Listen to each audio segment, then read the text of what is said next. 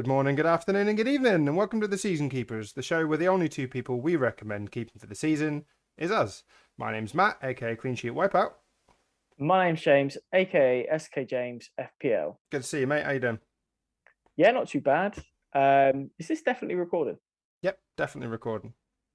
Doesn't look like it to me, but we'll proceed. It's great to be back, and we're going to run through every game as we do always. Absolutely, yeah. Obviously, we skipped a game week. There was kind of a bit of a short turnaround, and such as life, things have been getting in the way recently. But thankfully, for once, James, the games are finished on a Sunday, which makes life a lot easier for us. So obviously, we'll cover all 10 games that you guys have had, all the way from Friday to Sunday, discuss the highs and lows of the game week, and then go from there. So, first things first, James. Friday night, under the lights, Newcastle 1, Wolves 0. Yeah, in terms of FPL, I wasn't really asked about this game. No. Didn't own a player from either team. However, people have gone for the likes of Wood, Sarr, and so on. Wolves clean sheet Wipeout was probably good for me for my Yeah, rank. Those same. that are on balls probably would have hoped for a clean sheet, but yeah, Chris Wood maybe getting a bit of confidence now, and I've noticed people are starting to talk about Newcastle defense, whereas that never used to be a thing. Yeah, I know. Particularly, obviously, they've got the double game week 33 coming up, Yes, don't they? Both home fixtures, Leicester and Crystal Palace. So people have been, well, I say loading up. People have been bringing them in over yeah, the last yeah, couple of weeks. You know, the likes of Shah, Wood, Dubravka, I guess some Maximan. You know, they've kind of been picks that have at least been discussed in the FPL community. And if you've got, say, Dubravka in early, or Dan Burn, for instance, I know has been mentioned, you've got the benefit of the fact that you've just got the clean sheet against Wolves, and now you've got two home fixtures to look forward to. And for me, because I've still got the wild card and the bench boost in hand, Wolves defensively are interest. Obviously, we discussed off pod that we're both now point 0.1 short of one James Maddison. So I've got two free transfers. So I might potentially, obviously, now that Doherty is injured, I could potentially move him on to, say, a Dan Burton, and then I think I'd be able to afford Maddison from Rafinha, whereas at the moment I can't afford it directly now. So something to yeah. look at. I would have to hit because I've only got one transfer, so I'm really annoyed at myself. I planned to do it yesterday, and typical that when I forget, there's a price rise. I think you've done the right thing personally, and I was always holding off until Friday because obviously Leicester play on Thursday. Um, it's it's 0-0 in the fixture. I reckon they're going to go full strength. Madison's just played the full game of the last Europa League, played the full game at the weekend. If he plays again on Thursday, there's nothing to say that he might be one that gets rested at the weekend. Whereas obviously Harvey Barnes, for instance, got his rest at the weekend. So I'm in two minds, and I want to see how far that Leicester fixture goes. Because if that goes to the 420 minutes plus pens, and Madison's played the whole game, I'd be amazed if he starts that first fixture. I think he may still do it, but yeah, I don't know. It's a risk. Yeah, I guess, and obviously there's a risk of injuries and stuff, so I'll have to wait till after Thursday night to Yeah, make that call. I think that's the best thing to do, particularly with Champions League and whatnot coming up as well. Are you likely to bring in any Newcastle if, say, you would pick up another injury potentially from Champions League, Europa League? Possibly another alternative now that I've been priced out of Madison. Like I'm thinking of maybe I could just get rid of Weghorst because he's been Yeah, I would. doing my head in.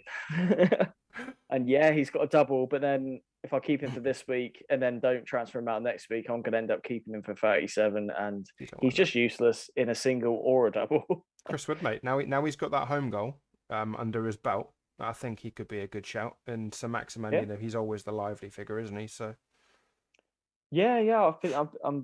I've been thinking about ASM, but I always feel like he's going to get injured in the back of my head.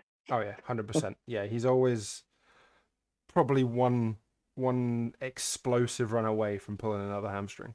It's Yeah, and if it's not that, someone's taking him out of the game. yeah, definitely. As for Wolves, yeah, I don't think there's a lot to really say about them. They obviously blank in 33. So we will move on to, wow, one hell of a result for Frank Lampard. It was Everton 1, Manchester United nil.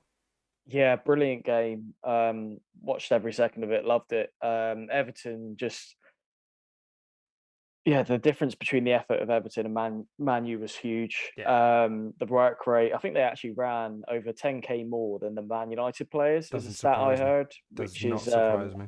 which is staggering. And it was clear when you were watching the game that they just wanted it more. Yeah, And that goal really got the crowd behind them. And yeah, the atmosphere was amazing, and it was such a big win for Lampard to get that. no, huge. Obviously, they'd have, I guess, expected to have beaten Burnley and lost to United, Yeah, but they've done it the other way around, and I think they'll be happy with the momentum this gives them. God, yeah, yeah. I mean, obviously it was quite a fortunate goal. Took a big deflection, but they're gonna have to take that. And yeah, Gordon, finally getting the goal. 3 bonus points for those that have got him is a cheap midfield asset. I Won't have saw. played them, I I was going reckon. to say I saw a few people on Twitter that benched him, and yeah, that you've came away with a bit of a hole here. And if you've been unlucky enough that you've had no other player that misses out during the week, you've missed out on the 10 pointer. But yeah, I think Gordon could be key in this run for Everton moving forward. Pickford played pretty well, made some good saves. United, on the other hand, were woeful, and obviously, I think it sums up by the events at the end of the game there. Obviously, Ronaldo, we won't go into it in too much detail, but obviously, bit of a twat, smashes the phone out of the kid's hand on the way out. So petulant, and it really doesn't surprise me.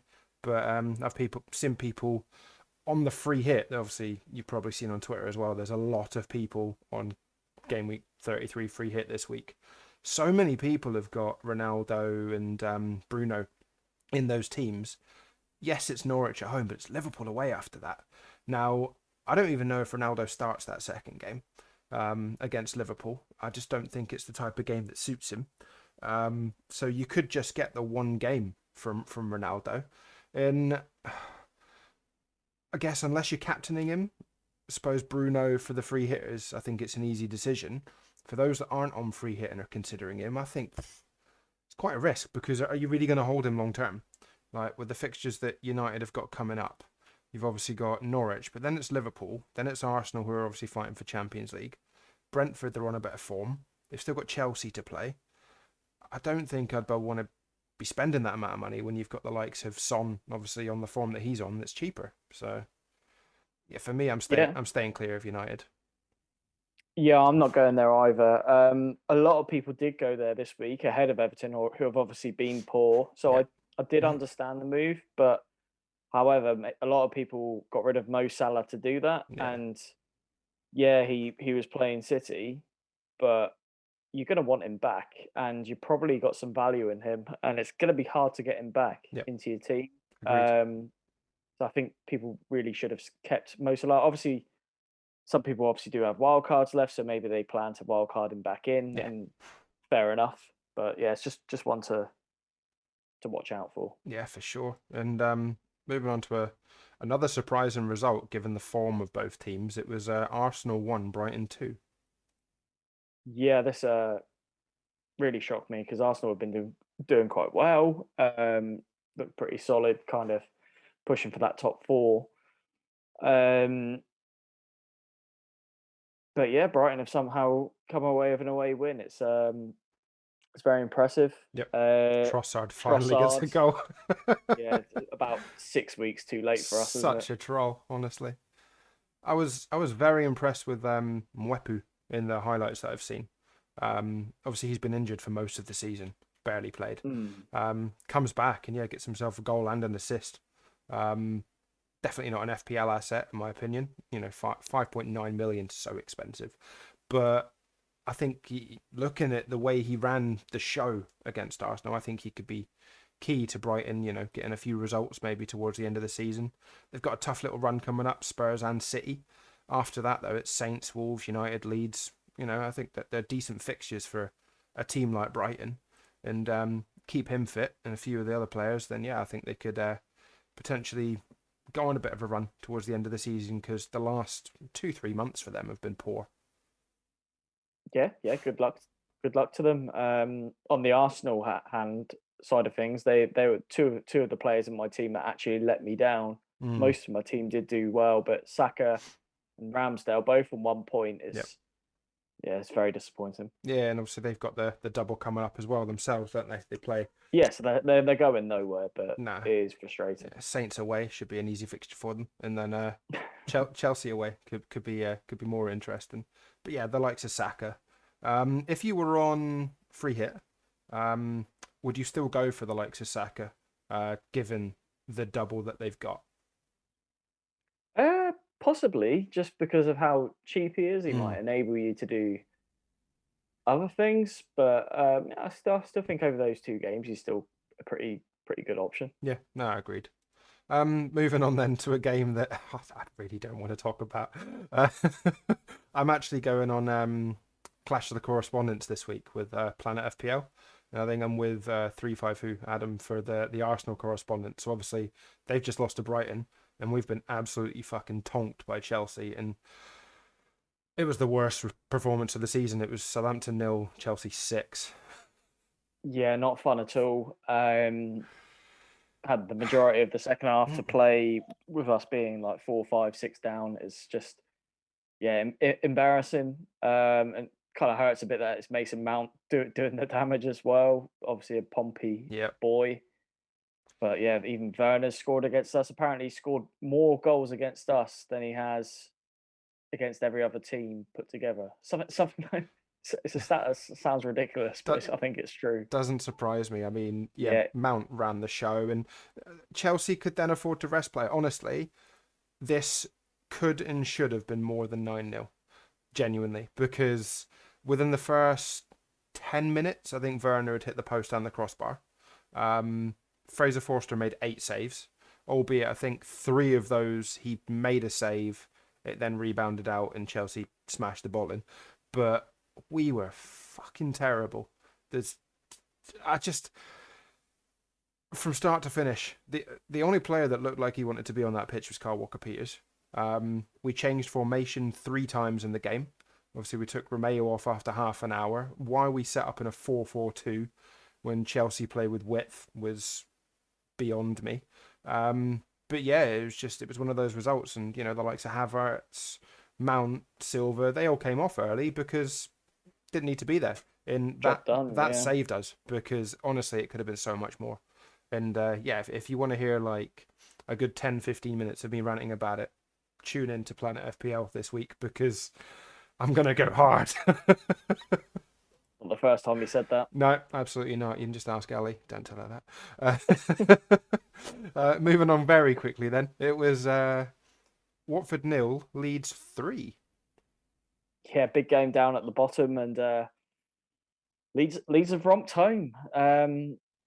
They've obviously been very good this season at scoring goals, Yeah, but they've been poor at keeping it tight. But they've managed both of those things on Saturday, yeah. and yeah, goals from Rodrigo, Rafinha, and Harrison. It's ticking over quite nicely for them. It was nice that the last couple of games, Rafinha's paid me back. I've held him for so long, and yeah, obviously he got 5 points against Saints, 10 points against Watford. He's moving on now because he misses out in game week 33, and then leads his fixtures: Palace away, City at home, Arsenal away, Chelsea at home. It's horrendous.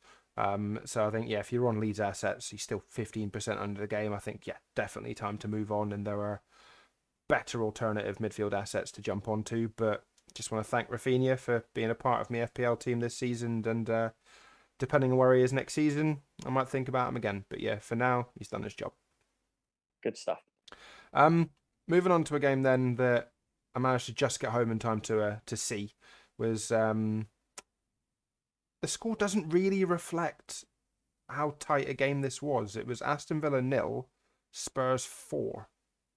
Yeah, I think Villa had an XG of like 1.6, and Yeah. Spurs had something like 0.8. Yep. And yeah, obviously we're very clinical. Son hat trick is As a captain, I I was, absolutely I know, loved. I bet you I was gutted, absolutely gutted.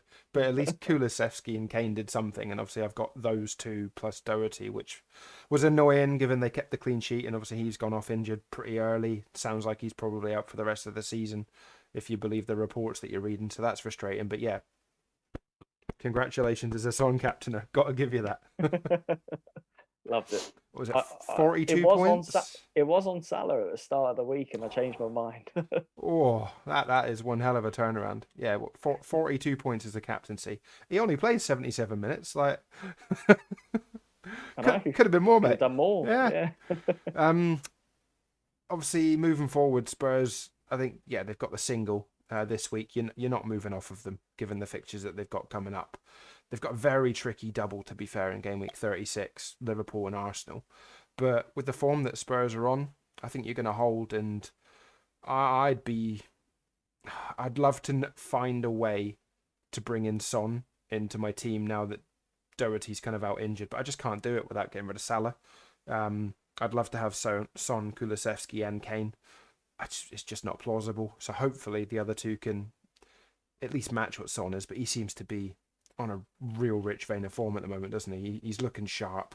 I mean, 15, 12, 21. That's for you, Son owners. Yeah, you've done bloody brilliantly there.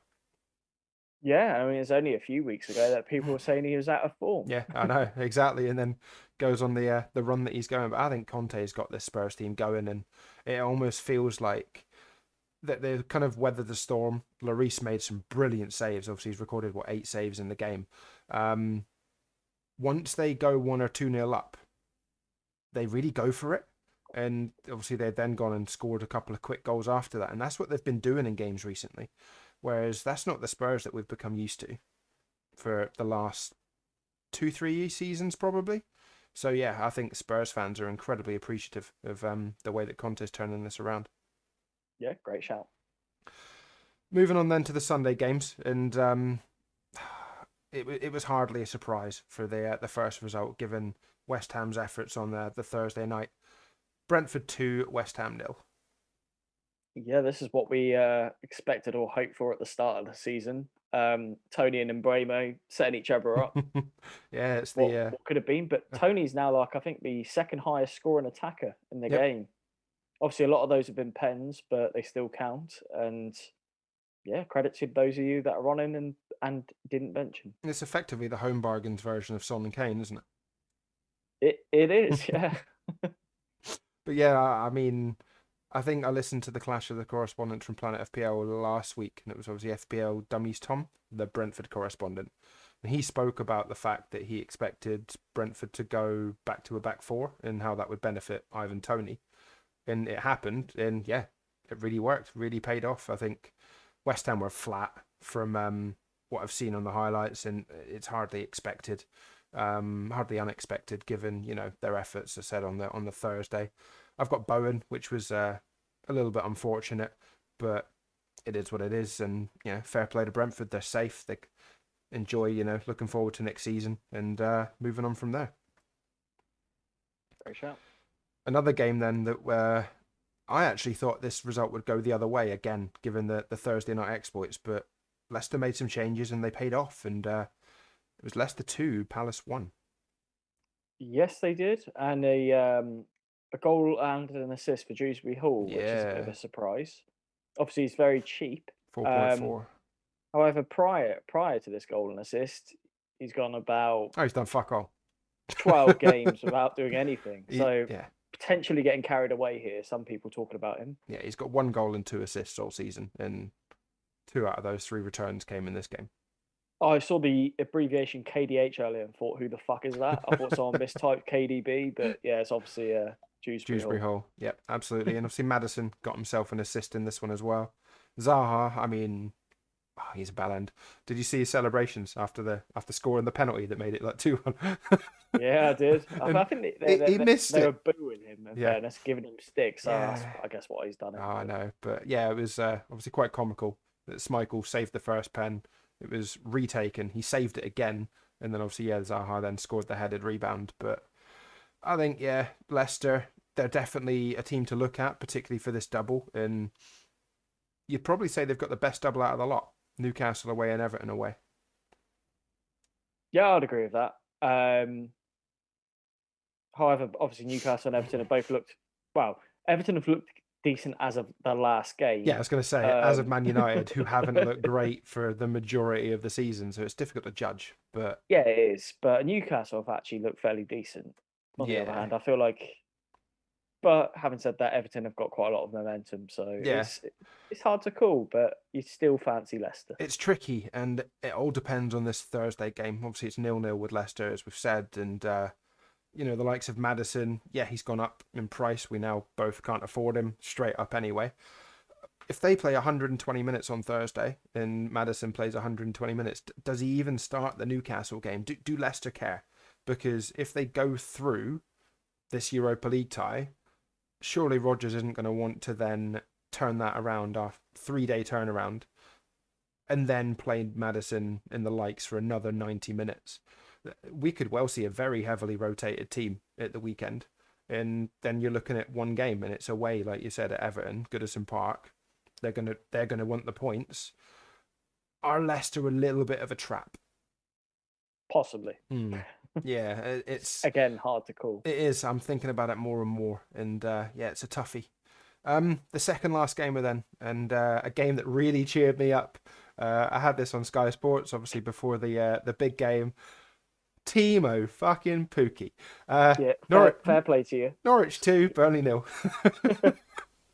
Yep, clean sheet wipeout, brought him in, and Yeah. he did the business. At first, I thought, oh no, bless him, he's brought him in, and Lees Malou scored the goal. But obviously, he left it late, but he did score. He did. Got me a 9-pointer. I can't take that away from the man, honestly. It was the Pookie party. Yeah, it was only right that I did it because, I mean, Kane is obviously the one forward that I've maintained, and Broja was ineligible.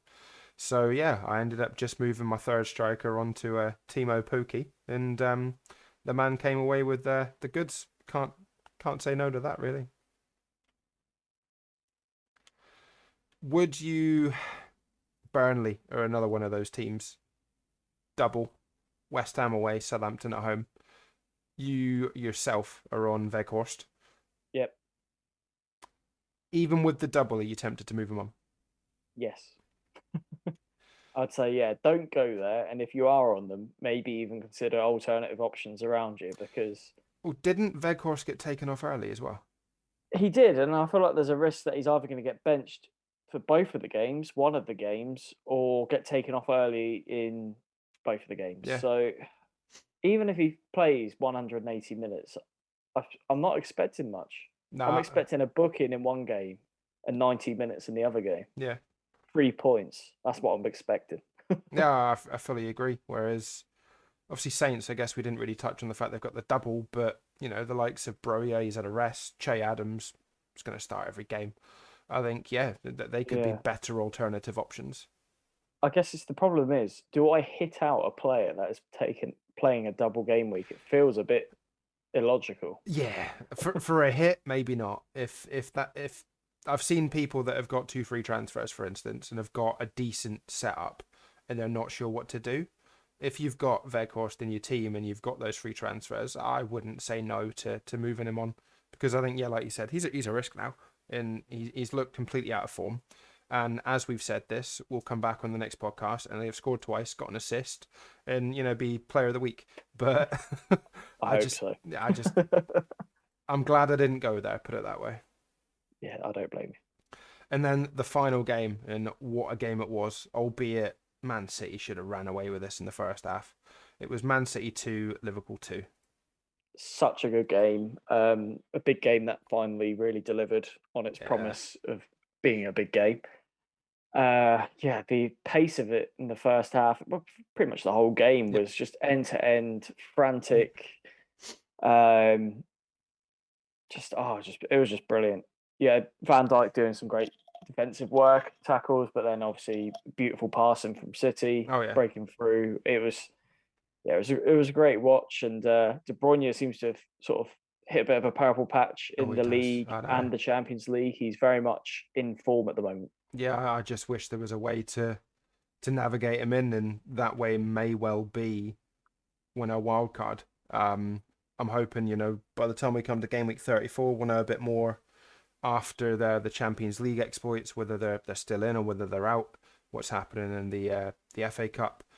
But yeah, I mean, their Look fixtures, at the their fixtures. Yeah, fixtures are unbelievable. It's Watford at home, Leeds away, Newcastle at home. Like, if one of those becomes a double, obviously with that Wolves fixture, I think I've got to bring in big game Kev. Surely, like, even if a wildcard game week 34, De Bruyne could tear it up in the run into the end of the season, and he just looks so sharp.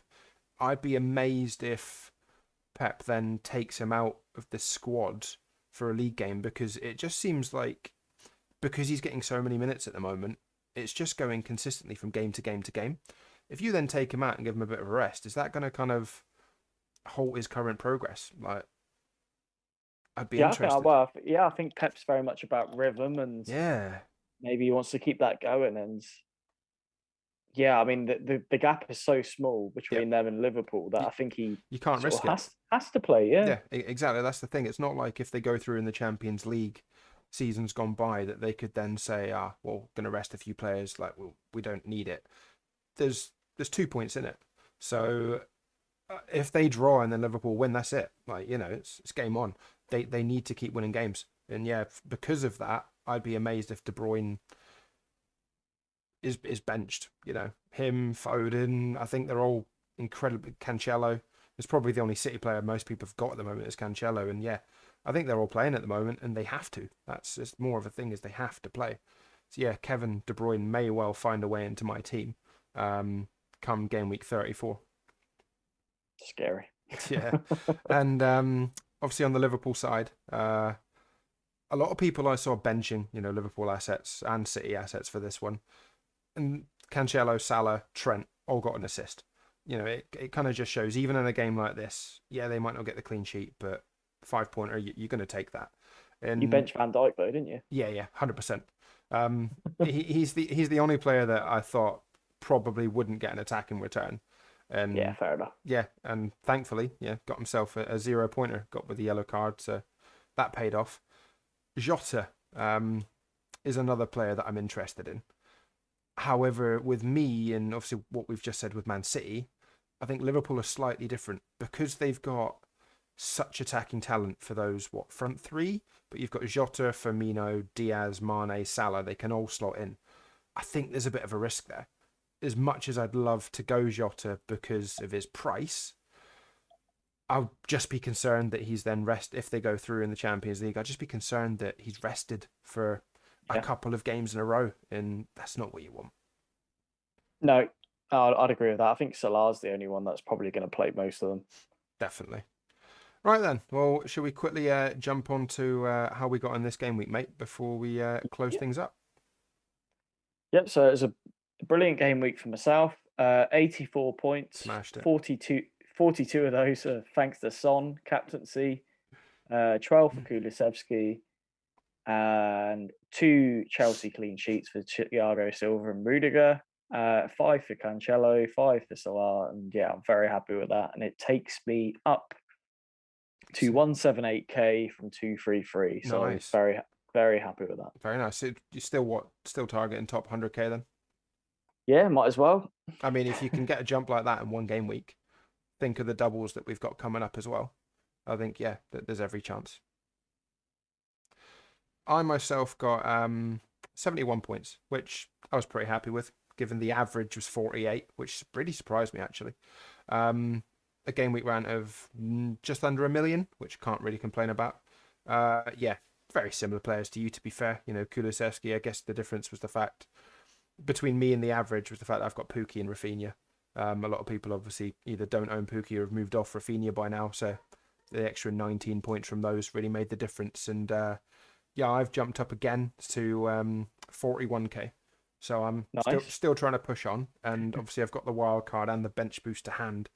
I'm really hoping that helps me. I'm expecting to see a bit of a drop this week from against the free hitters, but I'm hoping maybe my single game week players can pull me through and yeah, really push on from game week 34 to the end of the season. Yeah, good luck. All right then. Well, I think that probably brings us to a close. Obviously, we've got thankfully a Saturday deadline, Saturday the 16th, early kickoff, Spurs against Brighton. So we've got quite a while to get some team news. Hopefully the Friday team news will be really useful, particularly after those Europa League and Champions League games. And then we'll go from there, James. So as always, mate, it has been a pleasure, and it is a goodbye from me. And goodbye from me. Cheers, guys.